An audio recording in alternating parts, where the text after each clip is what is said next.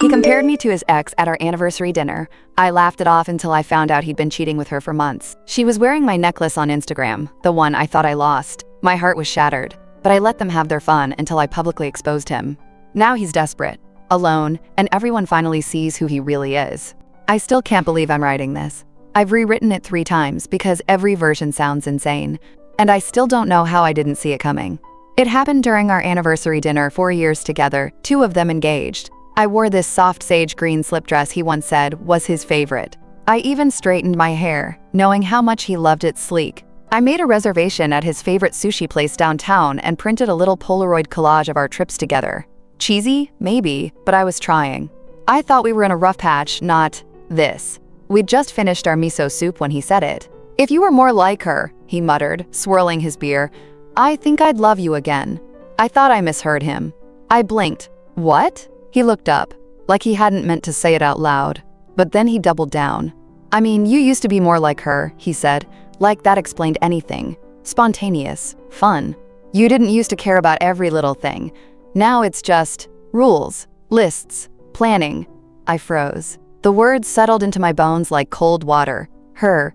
He meant Isabel, his ex. The girl with wild red curls and a tattoo of a koi fish on her thigh.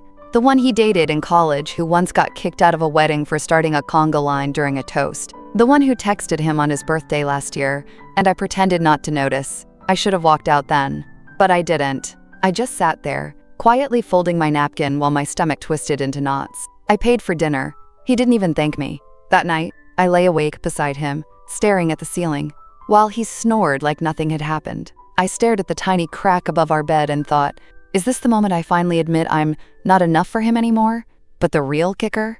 That wasn't even the worst part. The worst part came 5 days later on Isabel's Instagram. I wasn't snooping, not really. I was scrolling through Explore when her post popped up. A soft focus photo of her mirror, a hand resting on her shoulder, a hand I knew all too well, his hand. And then I saw it. Around his wrist, the leather bracelet I gave him last Christmas, the one he said he lost at the gym. That's when I knew. This wasn't just emotional cheating. This wasn't just comparison. This was betrayal. And he thought I'd never notice, but I did.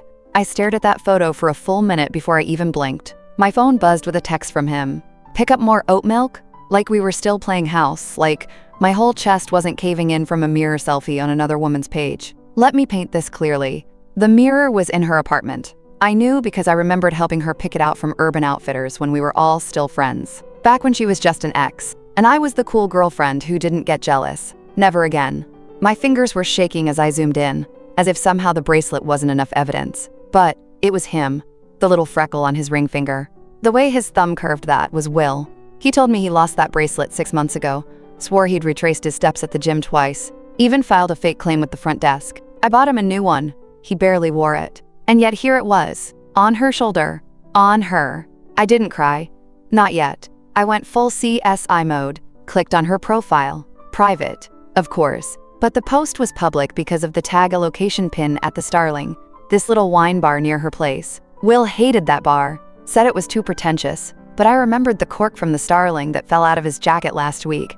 I'd believed him when he said he just found it in the street. Biggest idiot alive. I texted my best friend Tara, me, check Isabel's latest post, tell me I'm not crazy. Tara, girl, what the actual hell?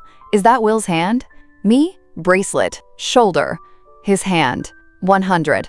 Tara, I'm coming over. Right now. Don't do anything wild. Me. Too late. She knew what I meant. Because when I'm quiet, I'm thinking. When I'm thinking, I'm planning. I didn't want revenge. Not yet.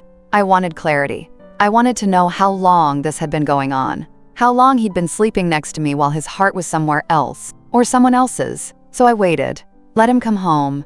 Watched him unpack a bag of groceries and toss the oat milk onto the counter like nothing was wrong. I asked, casually, "Hey, you ever find that bracelet?" He didn't even flinch. "Nah," he said. "Think I left it in an Uber." He lied, with his mouth full of trail mix, like it meant nothing. Like I hadn't just seen it pressed against her skin in a photo 19 minutes old. That was the moment my heart stopped breaking, because something colder took its place. I smiled, kissed his cheek, told him I was tired and going to bed early. But instead, I texted Tara. He lied. I saw it with my own eyes. I'm done pretending. "You still got that burner account?" She replied in under 10 seconds. "Absolutely." Let's make a little magic happen. Tara arrived 18 minutes later with Thai food, a bottle of cheap red wine, and that mischievous gleam in her eye that usually means someone's about to get publicly exposed. I opened the door without a word, handed her my phone with the post still pulled up, and pointed at the couch. "Operation Mirror Girl begins," she said, plopping down and pulling out her iPad. "Let me tell you something about Tara. If the FBI paid her what she's worth, we'd all be safer." She'd once tracked down her ex's secret Reddit account and his alt Twitter, using nothing but a throwaway emoji he used too often. She doesn't miss. Within 10 minutes, she had Isabel's Venmo, her Pinterest board currently titled Eucalyptus Wedding Inspo Cute, and a playlist she'd made called for slow mornings with him. Him. As in, Will. I think that's the first moment I felt real rage. Not sadness, not shock, but that sharp, buzzing, bone-deep fury that makes your fingers curl into fists without realizing it. Because you don't make playlists for someone you're just hooking up with. I scrolled through Isabel's saved story highlights. One of them was called Cozy Days. Mostly aesthetic junk coffee, book stacks, blurry sunsets, but halfway through, there it was. A video clip of two mugs clinking on a balcony. Her voice, giggling. A man's hand. Will's stupid vintage band tee, the one he claimed had gone missing in the laundry. I'd asked about it last week. He said he must have donated it on accident. Liar. I was collecting proof now. Like a detective. Screenshot. Timestamp. Save. Repeat. Meanwhile, Tara used her burner Instagram account follow Isabel and react to a few stories. We both knew the goal wasn't to confront yet. It was to watch. Let her feed us clues. And if I knew anything about girls like Isabel, she'd post another photo soon. I wasn't wrong.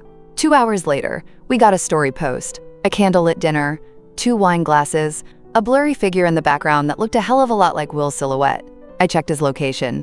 He told me he was working late at the office. But guess whose office had lights off by 6 p.m.? I know, because I drove by it. I didn't cry. Tara kept looking at me like she was waiting for the breakdown, but it never came. Just this eerie, focused calm. Because now I had everything I needed. He'd been cheating. He'd been lying. And worse, he'd been trying to turn me into her.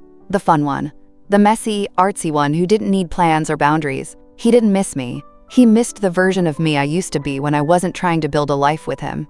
I stared at my reflection in the living room window, the city lights behind me. "I want to end this," I said, "but on my terms. I want him to feel it." Tara leaned forward, her eyes sparkling.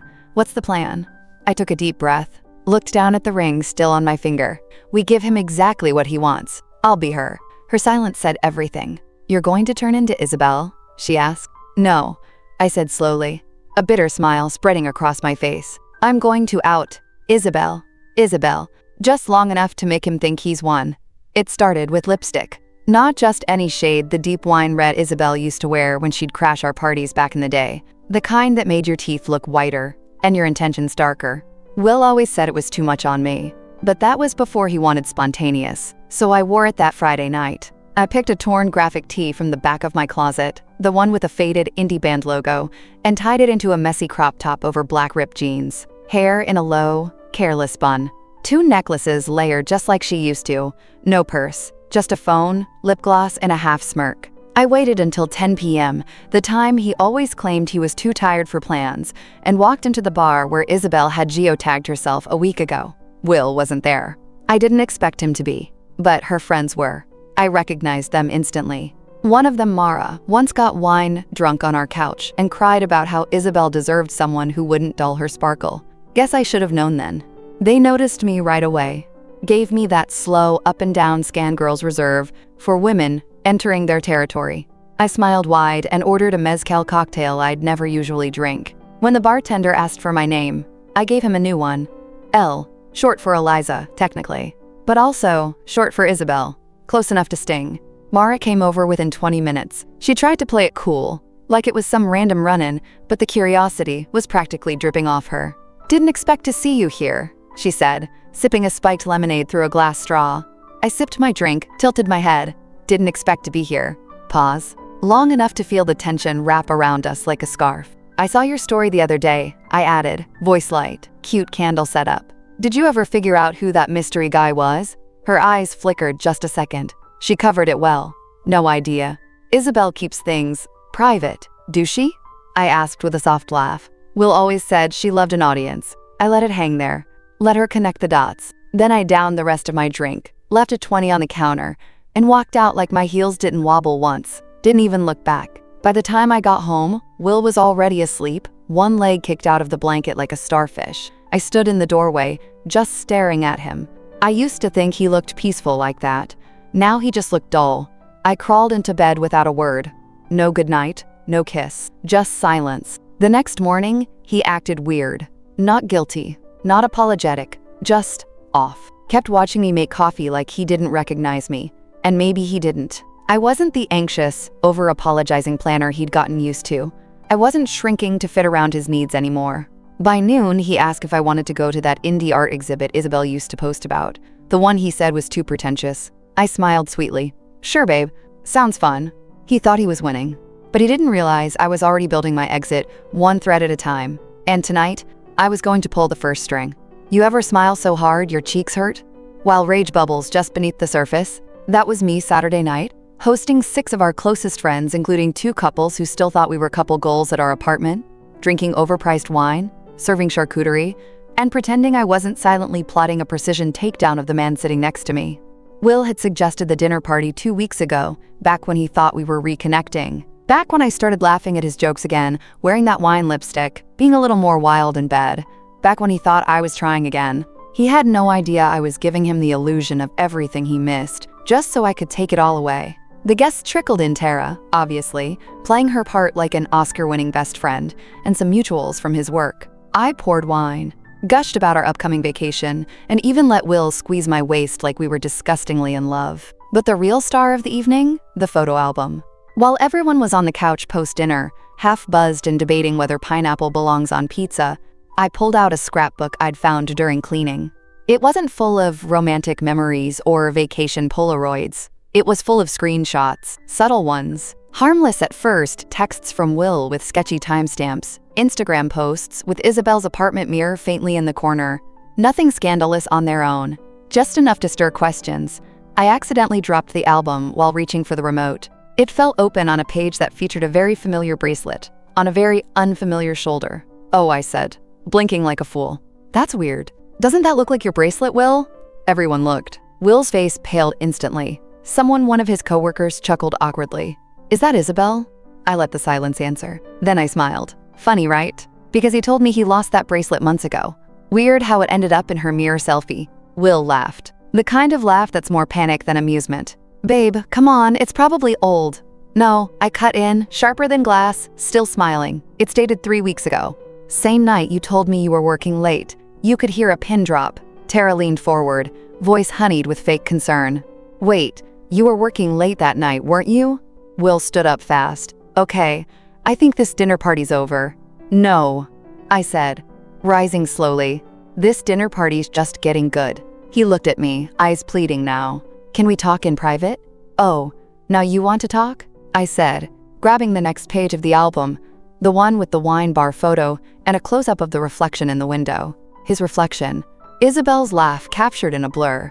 You know, I used to think you were just emotionally confused, I said, voice calm, clear. But you weren't confused, you were calculated. You wanted her, and you wanted me to be her. The room was dead quiet. Will tried to speak. I shook my head. You wanted wild and effortless and artsy, I continued. So I gave you that version. Just long enough for you to fall back into the fantasy. I walked to the kitchen, pulled a sleek envelope from the drawer, and dropped it on the coffee table. What's that? One of the guests asked. Will didn't touch it. It's the lease agreement, I said. This apartment's in my name. You'll need to be out by the 15th. Will opened his mouth, but I was already walking down the hall. Feel free to take the album with you, I called over my shoulder. A little souvenir from your greatest performance. Tara followed me. We left him there, in the living room, surrounded by wine glasses, friends turned witnesses, and the ruins of his double life. I didn't slam the door. I didn't cry. I didn't need to. Because this time, he was the one being left behind. He texted me 8 times the next morning. First it was, can we talk? Then, you didn't have to humiliate me in front of everyone. Followed by the classic, you twisted everything. It wasn't like that. I didn't reply. Not to that. Not to the screenshot he sent of an unsent notes app apology. Not to the half-hearted I never meant to hurt you. But then came the one I wasn't supposed to see. Because he sent it to Tara. Accidentally. She's blowing this way out of proportion. I only saw Isabel a few times. She was never a threat. Eliza's always been dramatic. Dramatic. That word felt like a slap in the face. The same word he used when I cried, after finding out my college roommate had stolen money from me. The same word he whispered to me at my uncle's funeral when I started shaking. The word he clung to whenever I had a feeling he didn't want to validate. Dramatic. He'd made me feel crazy for months, like I was paranoid for noticing his late nights, the sudden absences, the shift in affection. Like I was overthinking the way he kept checking his phone, laughing at texts he never showed me. And now he was still doing it, still minimizing, still gaslighting, still rewriting the narrative where I was the unstable one, and he was just some poor guy caught between two emotional women. I didn't reply to Tara either. She just sent back a screenshot of her response. "You sent this to the wrong person." And by the way, she's not being dramatic, she's being done. Queen behavior. The group chat from the dinner party blew up that afternoon. One of Will's coworkers texted me separately to say, "I always thought something was off. Thanks for saying what most of us were too scared to." I screenshotted it. Not to gloat, but because I knew, in a few days, I might start doubting myself again. That little voice in the back of my head would whisper, "Maybe you overreacted. Maybe you shouldn't have done it so publicly." That voice always shows up eventually. And now I had receipts to shut it down. By Wednesday, Will had moved out. I didn't have to pack a thing.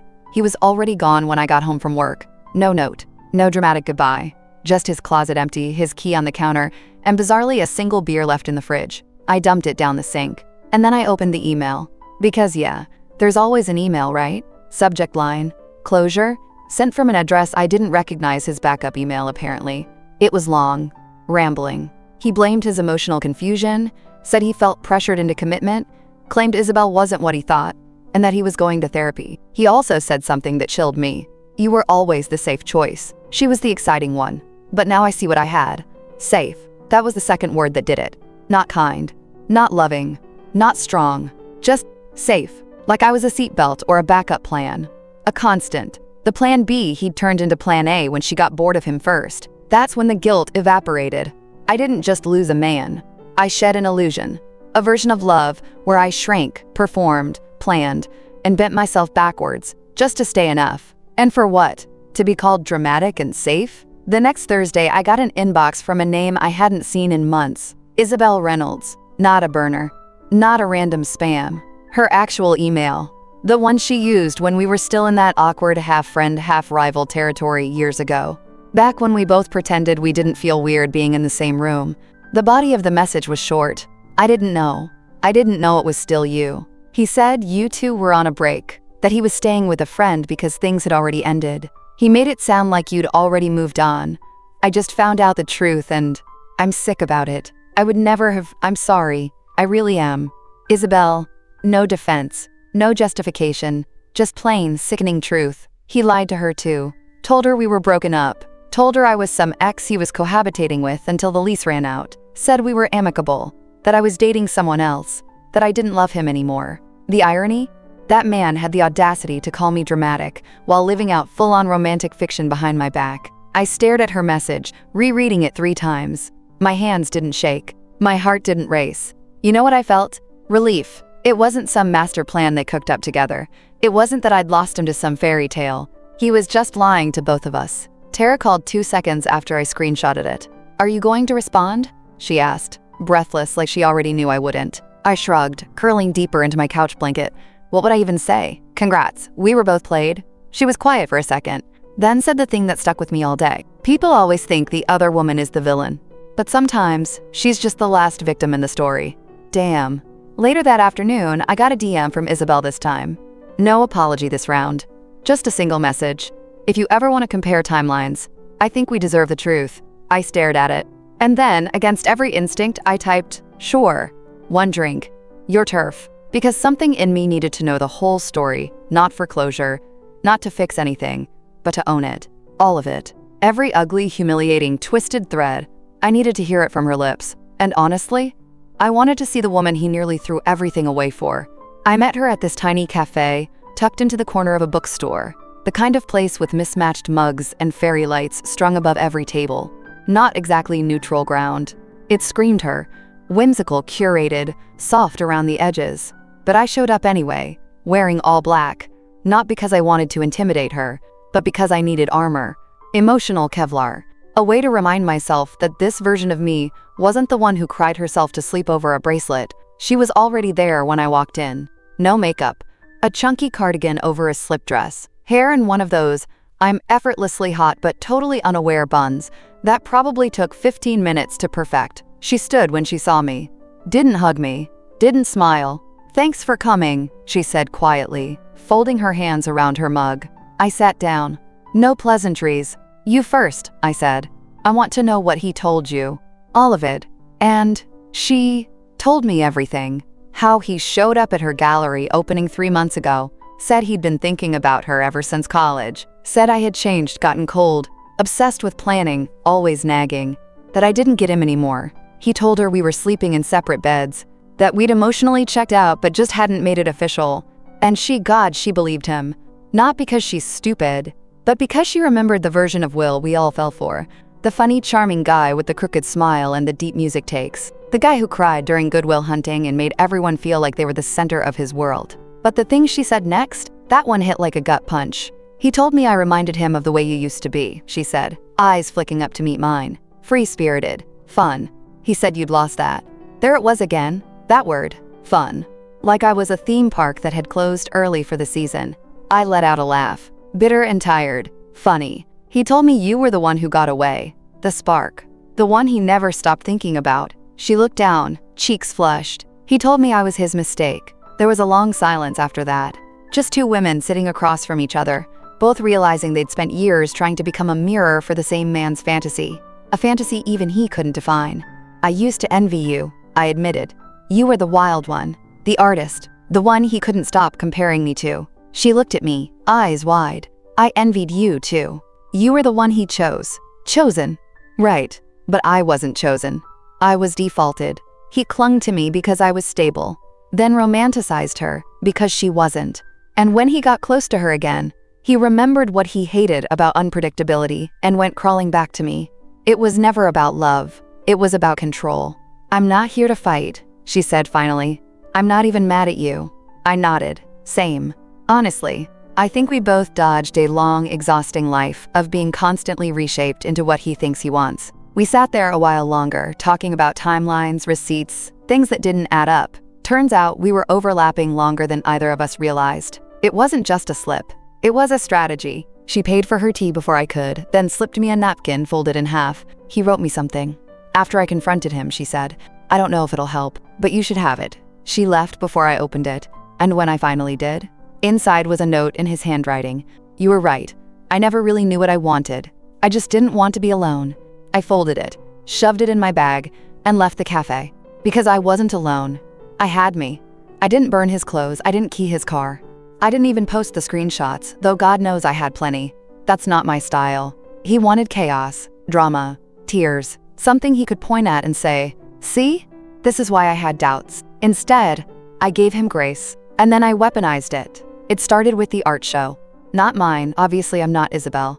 But Tara's cousin runs this underground gallery that hosts monthly shows with local artists and creatives. Will had been begging for an in with that scene for months, ever since he decided he was rebranding as a visual storyteller, whatever that means. So I called in a favor, told Tara's cousin to let Will think he was getting a meeting with the curator, someone who could elevate his profile and connect him with the right crowd. We set the meeting at the gallery, Saturday night. I was already going to be there for a different reason, because that same night, the gallery was launching a photo series by a rising artist. Title, The Versions of Her. 12 portraits, anonymous but unmistakable.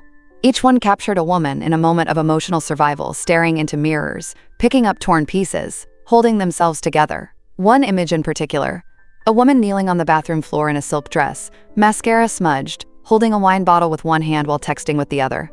The caption? She was asking herself if this was still love, or just really good emotional manipulation. It was me. Taken the night he said I was too much for asking him to be home on time. Tara had snapped it, back when she was still trying to convince me to leave. I hadn't even realized it was submitted until last week. When Will arrived at the gallery, smug in his vintage jacket, ready to talk about visual storytelling, the first thing he saw was me, on a canvas, on a wall, looking devastatingly broken and still somehow defiant. He froze. I watched from across the room, hidden in the shadows, and then I stepped out. Not dramatic, just composed. Clean black dress, a single silver chain, calm eyes. "Didn't expect to see you here," I said softly. He stared at the photo, then at me. "You knew I'd be here." "Of course," I said. "I curated the show." That was the lie, but it landed. He opened his mouth to speak, but I held up a hand. "You don't get to say anything tonight. This is my version of the story. And everyone's finally seeing it." He looked around, like realizing for the first time that this whole room wasn't his to charm. These weren't his people. This wasn't his narrative anymore. I smiled, turned to walk away, and just before I disappeared into the crowd, I looked back. "Oh, and Will?" I said over my shoulder. He looked up. "You were right. I did change. Just not in the way you hoped."